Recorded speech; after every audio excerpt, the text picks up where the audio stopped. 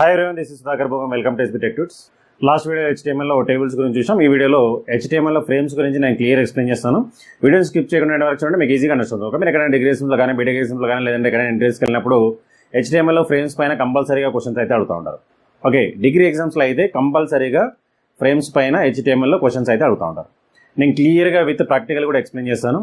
మీరు వీడియోని స్కిప్ చేయకుండా ఎండ్ వరకు చూడండి, మీకు ఈజీగా అండర్స్టాండ్ అవుతుంది. ఇక వీడియోని స్టార్ట్ చేసే ముందు మన ఛానల్ ఎవరైతే కొత్తగా చూసినట్లయితే వెంటనే సబ్స్క్రైబ్ చేసుకుని పక్కన బెల్ ఐకాన్ ఉంటుంది, అందులో ఆల్ సెలెక్ట్ చేసినట్లయితే మనం అప్లోడ్ చేసే వీడియోస్ ముందుగా మీకు నోటిఫికేషన్ వస్తూ ఉంటుంది. అట్లానే మీ ఫ్రెండ్స్ కూడా షేర్ చేయండి.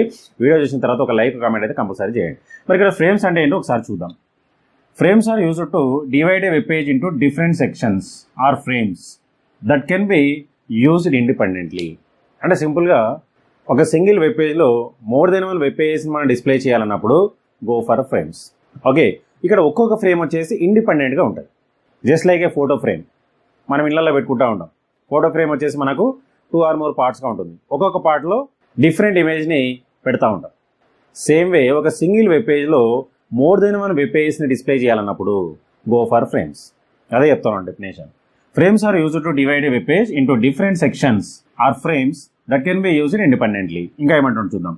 Each HTML document is called as a frame and each frame is independent of others. Each HTML document వచ్చేసి ఒక ఫ్రేమ్, అది ఇండిపెండెంట్గా స్టోర్ అయి ఉంటుంది. మరి HTML ఫ్రేమ్స్ని మనం ఎలా క్రియేట్ చేయాలి అంటే దానికి ఏమైనా ట్యాగ్స్ ఉన్నాయా అంటే దానికోసం ఫ్రేమ్ సెట్ ట్యాగ్ అనేది ఉంటుంది. ఒకసారి చూద్దాం. Frame set tag it is used to divide browser window into multiple frames. అంటే ఒక బ్రౌజర్ విండోని మనం మల్టిపుల్ డివైడ్ చేయాలన్నప్పుడు we can use frame set tag. Okay, మనం ఫ్రేమ్స్ కాన్సెప్ట్లో రెండు ట్యాగ్స్ యూజ్ చేస్తాము. ఒకటి ఫ్రేమ్ సెట్, ఒకటి frame. First frame set tag ఏం చేస్తుంది, ఒక బ్రౌజర్ విండోని మల్టిపుల్ ఫ్రేమ్స్గా డివైడ్ చేయాలన్నప్పుడు ఫ్రేమ్ సెట్ ట్యాగ్ని యూజ్ చేస్తాం. సో మెయిన్గా ఫ్రేమ్ సెట్ ట్యాగ్ ఏం చేస్తుంది, it is used to divide browser window into multiple frames either vertically or horizontally. అంటే రో వైజ్గా మనం డివైడ్ చేయొచ్చు, కాలం వైజ్గా కూడా మనం డివైడ్ చేయొచ్చు. ఓకే, అట్లనే frame set tag is a pair tag. అంటే కంపల్సరీగా ఓపెనింగ్ ట్యాగ్ ఉంటుంది, క్లోజింగ్ ట్యాగ్ కూడా ఉంటుంది. ఓకే, మరి ఇందులో ఉండే అట్రిబ్యూట్స్ ఏమైనా చూద్దాం. ఫస్ట్ వన్ వచ్చేసి రోస్. మరి రోస్ ఏం చేస్తుంది చూడండి. Used to divide a single web page into multiple rows horizontally. For ఎగ్జాంపుల్గా సింగిల్ వెబ్ పేజ్ వచ్చేసి రో వైజ్గా నేను డివైడ్ చేద్దాం అనుకుంటున్నా. సో దానికోసం ఏం చేయాలి, రోస్ అనే అట్రిబ్యూట్స్ యూజ్ చేయాలి. అట్లనే కాల్స్ ఇదేం చేస్తుందో చూడండి. Used to divide a single web page into multiple columns vertically. అంటే కాలం వైజ్గా డివైడ్ చేయాలంటేనేమో కాల్స్ అని యూజ్ చేయాలి, రో వైజ్గా డివైడ్ చేయాలన్నప్పుడు రోస్ యూజ్ చేయాలి. రోస్ కాల్స్కి ఇక్కడ వాల్యూ వచ్చేసి మనము పిక్సెల్లో కానీ ఇవ్వచ్చు, లేదంటే పర్సెంటేజ్లో అయినా ఇవ్వచ్చు. మనం ఎంత పర్సెంటేజ్ ఇస్తే ఆ పర్సెంటేజ్ని బేస్ చేసుకొని డివైడ్ అవ్వకుండా పోతుంది, అయితే రో వైజ్ ఆర్ కాలం వైజ్. ఇంకా ఏమున్నాయి చూడండి. అట్లనే బార్డర్ చూడండి. Used to specify border.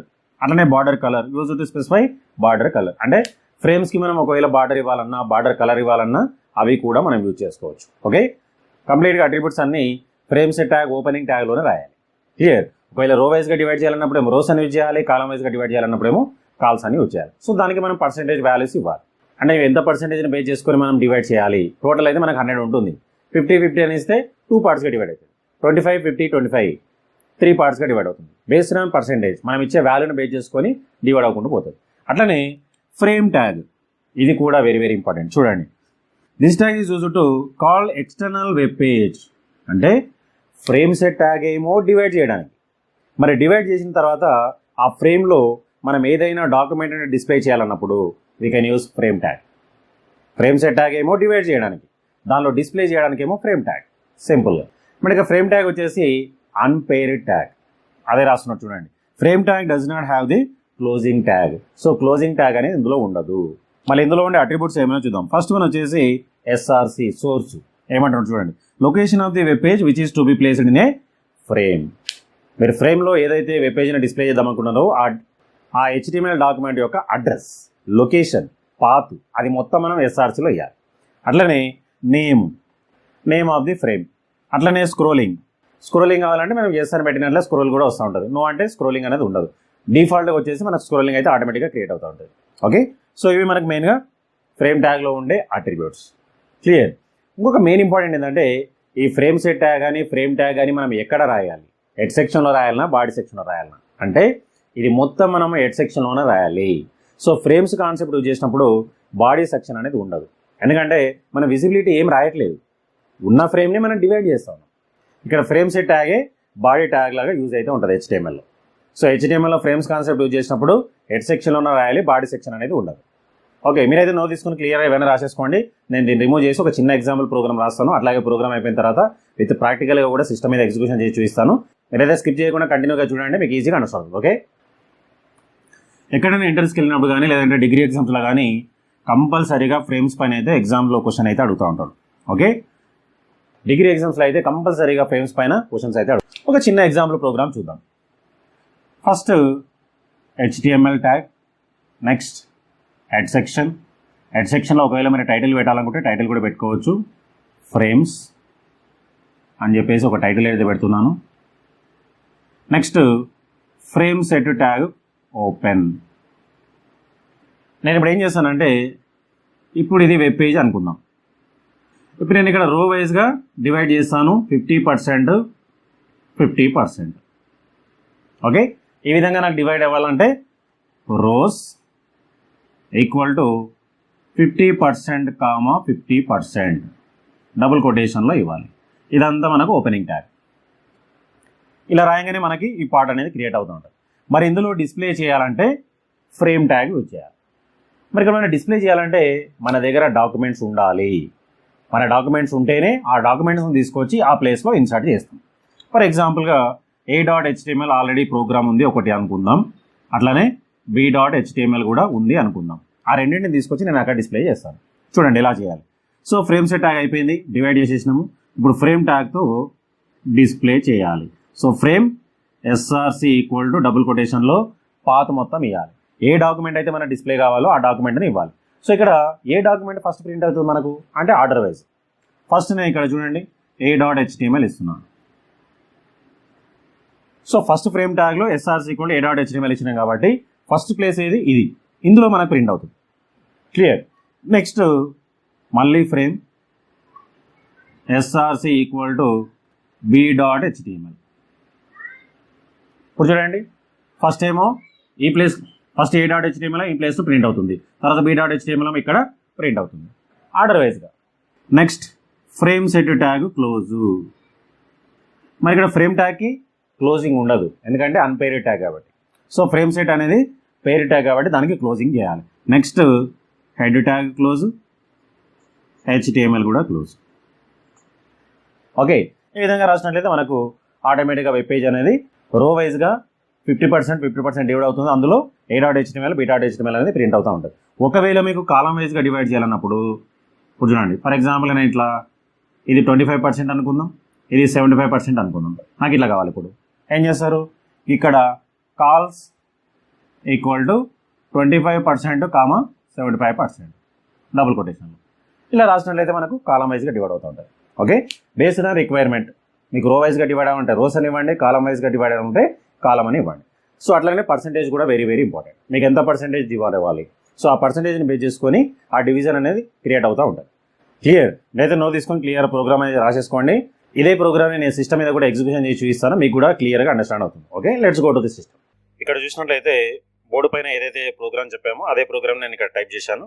ఒకసారి ఇక్కడ చూసినట్లయితే HTML హెడ్ సెక్షన్, అట్లానే టైటిల్లో ఫ్రేమ్స్ అని ఒకటి తీసుకున్నాము. తర్వాత ఫ్రేమ్ సెట్ రోస్ వచ్చేసి 50% 50% ఇచ్చాను. సో తర్వాత ఫ్రేమ్ SRC a.html, తర్వాత SRC b.html. అంటే సో ఇక్కడ a.html b.html నా దగ్గర ప్రోగ్రామ్స్ ఆల్రెడీ ఉన్నాయి కాబట్టి ఆ ప్రోగ్రామ్స్ నేను ఇక్కడ ఇచ్చాను. ఓకే, సో దానికి సంబంధించిన ప్రోగ్రామ్స్ ఇక్కడ న్యూ ఫోల్డర్లో స్టోర్ చేసి పెట్టాను. a.html b.html రెండు ఉన్నాయి. సో ఈ ప్రోగ్రామ్ని కూడా నేను అదే లొకేషన్లో స్టోర్ చేస్తాను.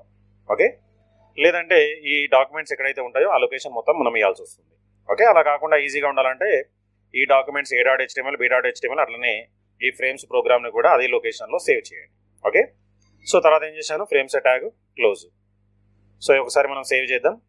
ఫైల్లోకి వెళ్ళేసి సేవ్ యాస్. సో ఇప్పుడు నేను ఎక్కడ స్టోర్ చేస్తానంటే న్యూ ఫోల్డర్లో ఆ 2 డాక్యుమెంట్స్ a.html b.html ఉన్నాయి కాబట్టి నేను అదే లొకేషన్లో స్టోర్ చేస్తాను. frame.html అని చెప్పేసి నేమ్ అయితే ఇచ్చేసి సేవ్ చేస్తున్నాను. సేవ్. ఇప్పుడు దీని ఎగ్జిక్యూషన్ కూడా చేద్దాం. డెస్క్టాప్ పైన ఇక్కడ న్యూ ఫోల్డర్లో సేవ్ చేశాను. ఇక్కడ చూడండి. సో మనం సేవ్ చేసిన ఇది ప్రోగ్రామ్. దీన్ని ఓపెన్ చేసి అవుట్పుట్ కూడా చూద్దాం. క్రోమ్లో ఓపెన్ చేశాను. ఇక్కడ చూడండి. సో 50% 50% క్రియేట్ అయిపోయింది. తర్వాత a.html డాక్యుమెంట్ ఇక్కడ ప్రింట్ అయిపోయింది. తర్వాత b.html ఇక్కడ ప్రింట్ అయిపోయింది. ఓకే, ఫ్రేమ్స్ కాన్సెప్ట్ ఇంప్లిమెంట్ చేసేటప్పుడు మన దగ్గర డాక్యుమెంట్స్ కంపల్సరీగా ఉండాలి. ఏ డాక్యుమెంట్ అయితే మనం డిస్ప్లే చేద్దాం అనుకుంటున్నాం ఫ్రేమ్లో, ఆ డాక్యుమెంట్స్ అన్ని రెడీ చేసి పెట్టుకున్న తర్వాత ఫ్రేమ్స్ అనేవి యూజ్ చేయాలి. ఓకే, ఈ విధంగా మనం రో వైజ్గా క్రియేట్ చేసుకోవచ్చు. ఒకవేళ మీరు కాలం వైజ్గా కావాలనుకుంటే సో ప్రోగ్రామ్లో ఇక్కడ రోస్ తీసేసి కాల్స్ అని పెట్టినట్లయితే మన కాలం వైజ్గా కూడా డివైడ్ అవుతుంటుంది. 50% 50% ఇచ్చాను. సేవ్, ఒకసారి రీఫ్రెష్ చేద్దాం. చూడండి, ఈ విధంగా కాలం వైజ్గా కూడా డివైడ్ అవుతుంది. సో మనం ఇచ్చే పర్సంటేజ్ ఏదైతే మన పర్సంటేజ్ ఉందో ఆ పర్సంటేజ్ని బేస్ చేసుకొని మనకు క్రియేట్ అవుతూ ఉంటుంది. ఓకే, సో నేను ఇక్కడ ఫర్ ఎగ్జాంపుల్ 30% 70% ఇస్తాను. చూడండి, ఇప్పుడు సేవ్, ఈ విధంగా. సో ఇది 30%, ఇది వచ్చేసి 70%. అట్లనే బార్డర్ కూడా ఒకవేళ మీరు థిక్నెస్ పెంచాలన్నా లేదంటే దానికి కలర్ ఇవ్వాలన్నా బార్డర్ కలరు అవన్నీ మనం ఇచ్చుకోవచ్చు. So frame set tag opening ట్యాగ్లోనే border equal to thickness for example నేను 20 ఇస్తున్నాను. అట్లనే బార్డర్ కలర్ కంటిన్యూగా సింగిల్ వర్డ్ ఉండాలి. సో మీకు ఏ కలర్ కావాలంటే ఆ కలర్ని ఇక్కడ ఇచ్చుకోవచ్చు. ఇప్పుడు చూడండి, సేవ్, రీఫ్రెష్. చూడండి, ఈ విధంగా మనం బార్డర్ కూడా ఇవ్వచ్చు. Clear, simple. ఈ విధంగా మనం ఫ్రేమ్స్ని HTML లో ఇంప్లిమెంటేషన్ చేసుకోవచ్చు. సింపుల్గా ఫ్రేమ్ ఏం చేస్తుంది, సింగిల్ వెబ్ పేజ్ని మోర్ దెన్ 1 పార్ట్స్గా డివైడ్ చేస్తూ ఉంటుంది. అది రో వైజ్ కానీ కాలం వైజ్ కానీ. ఓకే, ఈ వీడియోలో మీకు ఏమైనా డౌట్స్ ఉంటే కామెంట్ సెక్షన్లో కామెంట్ చేయండి, నేను దానికి రిప్లై ఇస్తాను. అట్లా వీడియో మీ ఫ్రెండ్స్ కూడా షేర్ చేయండి, వాళ్ళకు కూడా యూస్ఫుల్ అవుతుంది. నెక్స్ట్ వీడియో మళ్ళీ వెళ్దాం. So thanks for watching. Like, share, subscribe చేయండి. Thank you.